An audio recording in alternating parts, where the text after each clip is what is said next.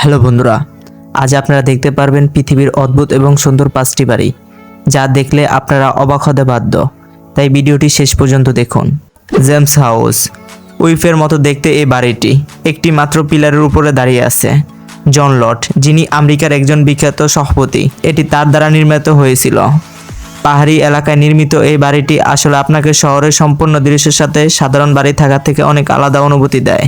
অবশ্যই এতে থাকার জন্য আপনাকে অনেক ব্যয়বহুল মূল্য দিতে হবে।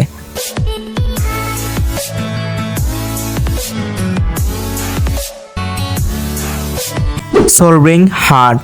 1970 সালে নির্মিত এই বাড়িটি বিশ্বযুদ্ধের সময় তৈরি করা হয়েছিল, যাতে যখন কোনো পর্বতকারী পাহাড়ের আরোহণ করতে ক্লান্ত হয়ে যায় তখন এতে গিয়ে বিশ্রাম নিতে পারে। এখানে আপনাকে বাড়িতে ইমার্জেন্সি রেডিও থেকে শুরু করে খাওয়া দাওয়া বেসিক সামগ্রী পাওয়া যাবে। কিন্তু এখানে পৌঁছানোর জন্য আপনাকে শুধু উচ্চতা নয়, সেই ঠান্ডারও মুখোমুখি হতে হবে, যা আপনার শরীরকে জমিয়ে দিতে পারে।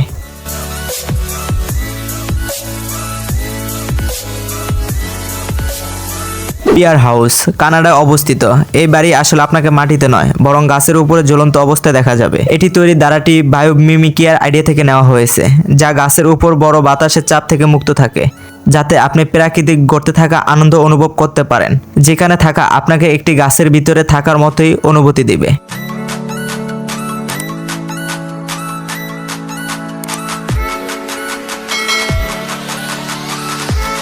এই মনিস্ট্রি সম্পূর্ণভাবে একটি পাথরের উপরে নির্মিত, এবং এখানে এমন 6টি মনিস্ট্রি রয়েছে যেগুলো তৈরির উদ্দেশ্য ছিল নিজেকে এমন একটি জায়গায় নিয়ে যাওয়া যেখানে কোনো কিছু শব্দ পৌঁছাতে না পারে। কিন্তু এটি করতে গিয়ে তাদের অনেক কষ্টের মুখোমুখি হতে হয়েছে।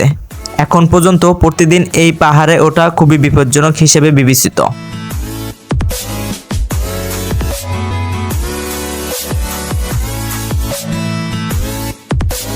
Hanging temple. 1400 বছর পুরনো এই মন্দির আসলে নন্দান টেন্সির সময় নির্মিত হয়েছিল, কারণ সেই সময়ের মঙ্করা তাদের মেডিসিনের জন্য একটি শান্ত জায়গা তৈরি করতে চেয়েছিলেন, যেখানে তাদের কেউ বিরক্ত করতে পারেন না।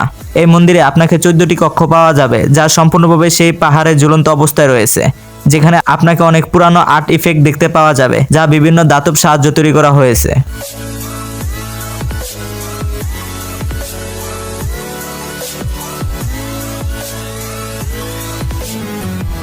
তো ভিডিওটি ভালো লাগলে লাইক করতে পারেন, এবং আপনি যদি এই ধরনের রহস্য রোমাঞ্চ আনকমন ইন্টারেস্টিং ভিডিও দেখতে পছন্দ করে থাকেন, তাহলে এখনই অদ্ভুত আলো চ্যানেলটি সাবস্ক্রাইব করে পাশে থাকুন।